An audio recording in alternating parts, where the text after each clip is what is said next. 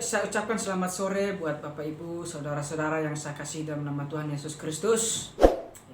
Pada hari ini saya akan membahas firman Tuhan atau membagikan firman Tuhan buat saudara-saudara untuk kita saling merenungkan apa yang diajarkan di dalam Alkitab bagi kita, seperti itu.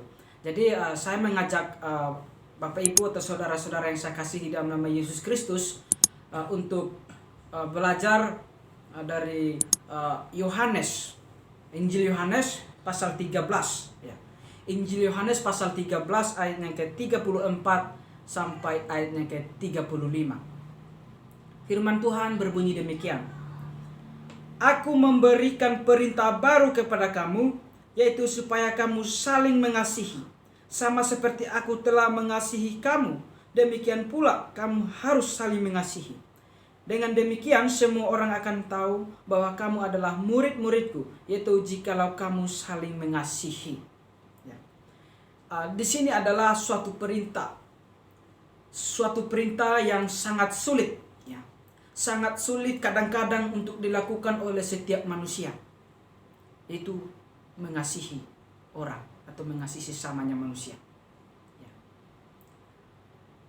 Dan ini bukan hanya perintah untuk murid-muridnya saja begitu, tetapi ini menjadikan kepada kita juga pelajaran untuk kita sama manusia saling mengasihi satu terhadap yang lain. Ya.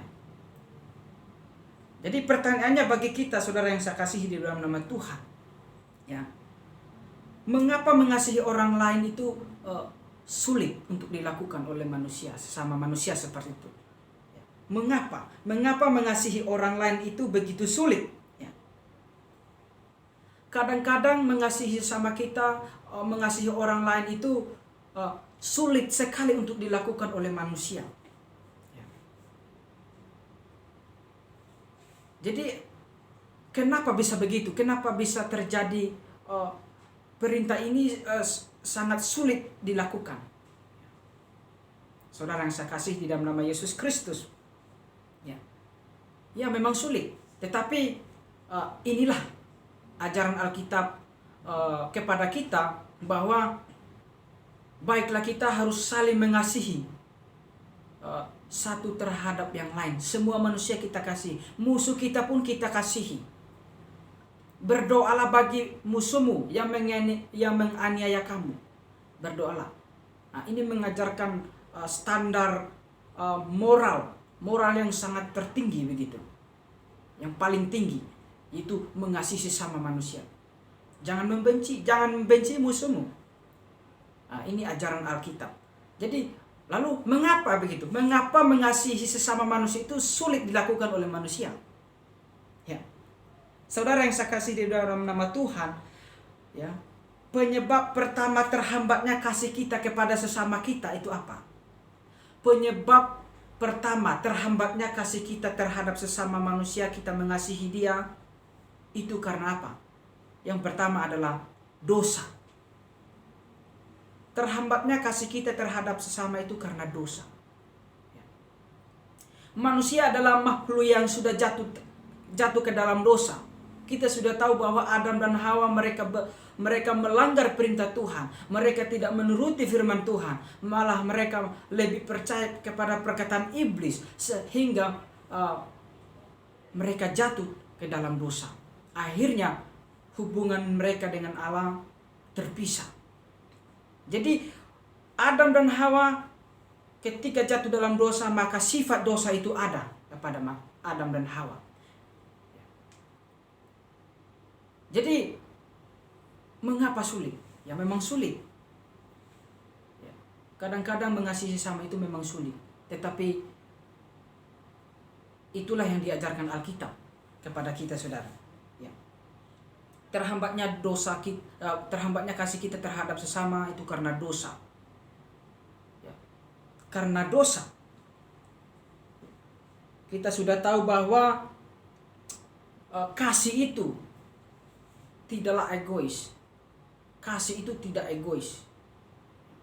Kasih itu apa? Kasih itu pokoknya yang adalah harus ada perbuatannya. Itu kasih Tuhan. perbedaan kasih Tuhan dengan kasih manusia. Tetapi kasih manusia tidak sama seperti kasih Allah. Kasih Allah yang intinya pengorbanan, mati menanggung dosa manusia.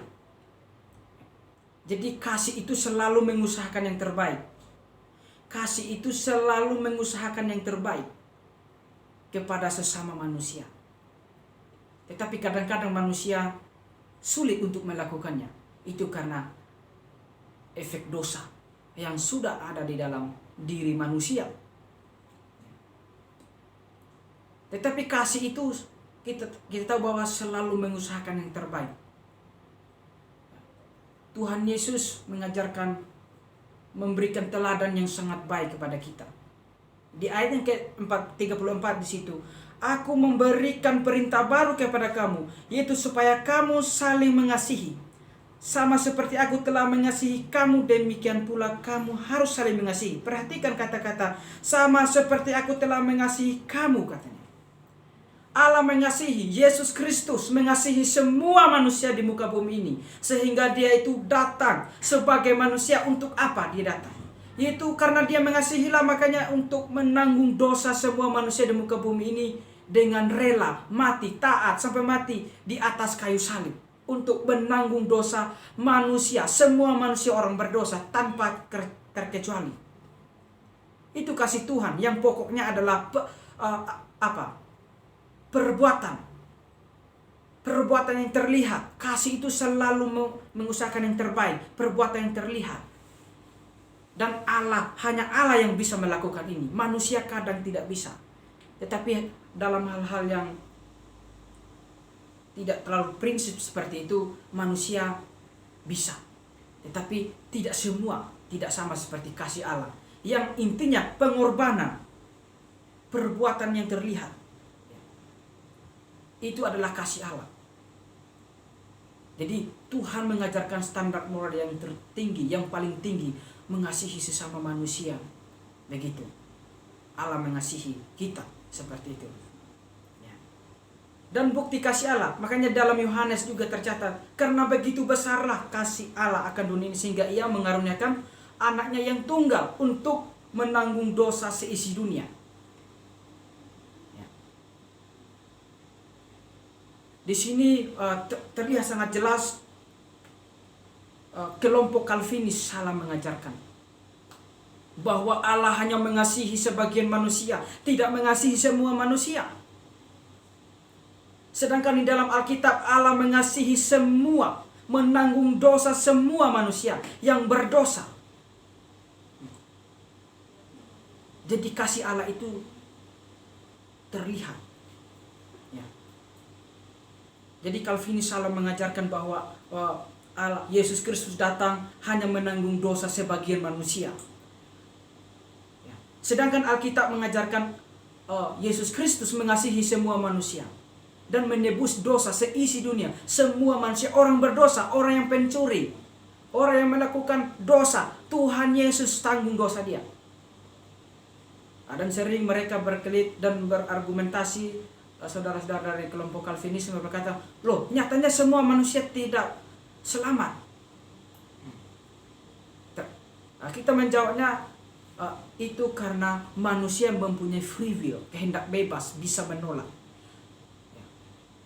Sekalipun Yesus sudah menanggung dosa semua manusia, dan orang tersebut tidak bertobat dan menerima Yesus sebagai Tuhan dan Juru Selamat dalam hatinya dengan sungguh-sungguh, maka dia tetap akan selamat. Tidak selamat.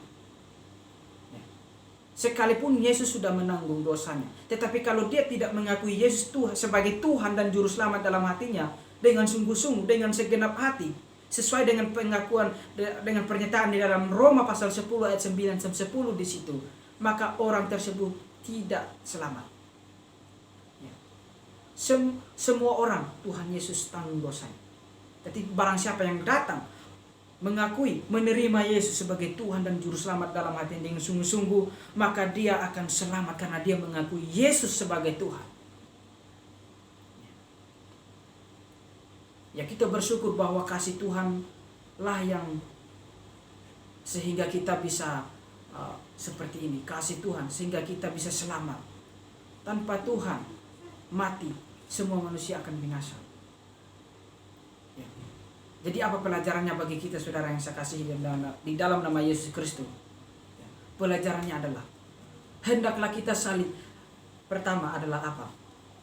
Yesus Kristus telah mengasihi kita terlebih dahulu. Ya. Dengan merelakan, mengorbankan dirinya, mati di atas kayu salib untuk menanggung dosa kita. Bagaimana kita harus membalasnya? Tidak dengan harta dunia dan kekayaan, materi dan lain sebagainya. Kita hanya perlu merendahkan diri kita, merendahkan hati di hadapan Tuhan, mengakui Tuhan Yesus sebagai Tuhan dan Juru Selamat kita. Maka kita akan selamat dan kita mau hidup baginya. Dengan melakukan seperti inilah maka Tuhan akan berkenan di hadapan Allah Bapa. Maka kita akan berkenan, hidup kita akan berkenan, dan kita sudah adalah orang-orang yang sudah dikuduskan. Dan kita adalah orang-orang yang akan masuk surga karena kita mengakui Tuhan Yesus sebagai Tuhan dan Juru Selamat. Barang siapa yang tidak percaya mengakui Yesus sebagai Tuhan dan Juru Selamat di dalam hatinya dengan sungguh-sungguh, maka dia tidak layak masuk surga. Ya, sesuai dengan Roma pasal 10 ayat 9 sampai 10 di situ. Ya. Nah, jadi Bapak Ibu yang saya kasih di dalam nama Tuhan, kasih itu tidaklah egois. Kasih itu selalu mengusahakan yang terbaik. Sekalipun kita adalah orang berdosa, tetapi kita tetap terus mengusahakan membuktikan kasih kita terhadap sesama manusia. Kita tidak membenci, kita mengasihi melalui apa?